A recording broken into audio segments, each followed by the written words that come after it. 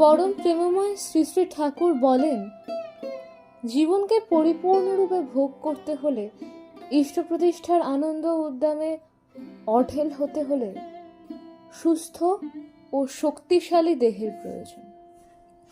মানুষকে বাঁচাতে হলে, পারিপার্শ্বিকের সেবায় উন্নতি লাভ করতে হলে যেমন শিক্ষা, শিল্প, বিজ্ঞান প্রভৃতির প্রয়োজন, তেমনি পরিপুষ্ট স্বাস্থ্যেরও জন্য বরং স্বাস্থ্যের প্রয়োজনীয়তাই প্রথম ও প্রধান।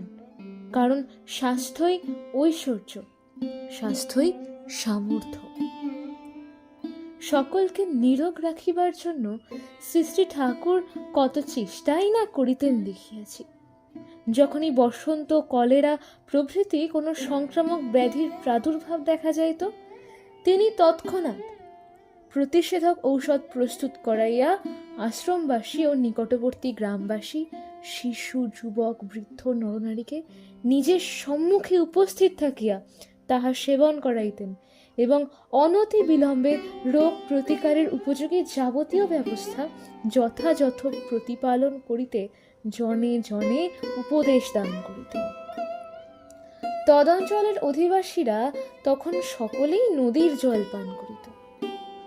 অশিক্ষিত গ্রামবাসীর যথেচ্ছ ব্যবহারে নদীর জল প্রায়শই নানা প্রকারে দূষিত হইত এবং তাহা ব্যবহারে আমাশয় এবং বিসূচিকা রোগে প্রতিবৎসর বহু লোক মৃত্যুমুখে পতিত হইত। গ্রামবাসীর এই দুঃখ শ্রী শ্রী ঠাকুরের অন্তরে ভীষণভাবে বাজিয়া উঠিত।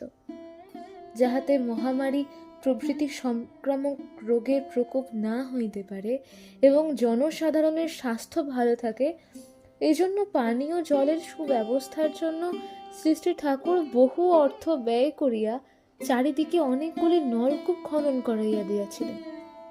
গ্রামের মধ্যে অনেক স্থান পূর্বে গভীর জঙ্গল ও পচা ডোবায় পরিপূর্ণ ছিল।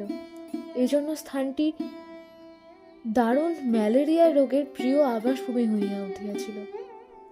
বাঁশবনের নিচে এক একটি পরিবার দুরন্ত ম্যালেরিয়া রাক্ষসীর আক্রমণে জনবিরল হইয়া পড়িতেছিল।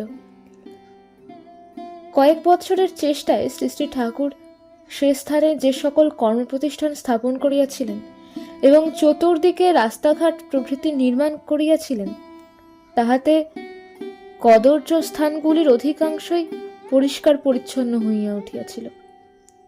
পূর্বে এই গ্রামে জলনিকাশের কোনো সুবন্দোবস্ত ছিল না। ম্যালেরিয়া সৃষ্টির ইহাও একটি কারণ ছিল।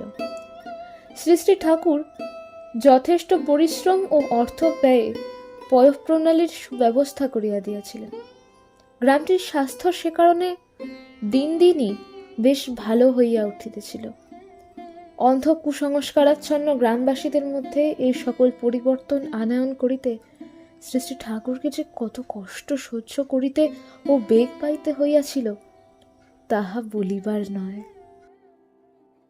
শ্রী শ্রী ঠাকুর প্রথম জীবনে ডাক্তারি করিয়া নিজেই গ্রামবাসীদের চিকিৎসা ও সেবা শুশ্রূষাদি করিতেন। অতঃপর তিনি রোগীদের চিকিৎসার দায়িত্ব আশ্রমের কয়েকজন অভিজ্ঞ ডাক্তারের হস্তে অর্পণ করিয়াছিলেন। ইহারাই তখন শ্রী শ্রী ঠাকুরের নির্দেশানুসারে চতুষ্পার্শ্বের রোগীদিগকে চিকিৎসা করিতেন। কিন্তু তখনও দুরারোগ্য রোগের চিকিৎসাদি প্রয়োজন হইলে শ্রী শ্রী ঠাকুর নিজেই করিতেন। চিকিৎসা ব্যাপারে সবিশেষ সতর্কতা ও যত্ন নেওয়ার জন্য ডাক্তারগণকে উপদেশ প্রদান প্রসঙ্গে তিনি প্রায়শই বলিতেন, সকলের নিকটই প্রাণের মূল্য সমান, সুতরাং কাহারও ব্যাধি হলে ধনী নির্ধন, জাতি বর্ণ নির্বিশেষে তাহার জন্য তৎব্যবস্থায় যতদূর সম্ভব যথাসাধ্য সুচিকিৎসার ব্যবস্থা করতেই হবে। সৎসঙ্গের চিকিৎসকগণও শ্রী শ্রী ঠাকুরের এই উপদেশ কার্যে পরিণত করিবার জন্য আপ্রাণ চেষ্টা করিতেন। নিকটবর্তী গ্রামসমূহ এবং সৎসঙ্গের অধিবাসী বৃন্দের সুবিধার জন্য শ্রী শ্রী ঠাকুর তৎকালে একটি হোমিওপ্যাথিক, একটি অ্যালোপ্যাথিক এবং একটি আয়ুর্বেদীয় দাতব্য ঔষধালয় স্থাপন করিয়াছিলেন। প্রতি বৎসর সহস্র সহস্র রোগীকে সেখানে বিনামূল্যে ঔষধপত্র দিয়া সযত্নে চিকিৎসা করা হইত। প্রয়োজন হইলে চিকিৎসকগণ বিনা ভিজিটেও রোগীর বাড়ি গিয়া রোগী পরীক্ষা, ঔষধ ও পথ্যের ব্যবস্থাদি করিতেন। আশ্রমের সেবকগণ চিকিৎসকগণের পরিচালনায় গ্রামবাসী ও আতুরগণের শুশ্রূষা করিতেন এবং সৎসঙ্গ ধাত্রী বিদ্যালয়ের সুশিক্ষিতা শুশ্রূষাকারিণীগণ গ্রামস্থ প্রসূতি সাধারণের নিশ্চিন্ত ও সুখ প্রসবের যথাযথ ব্যবস্থা করিতেন।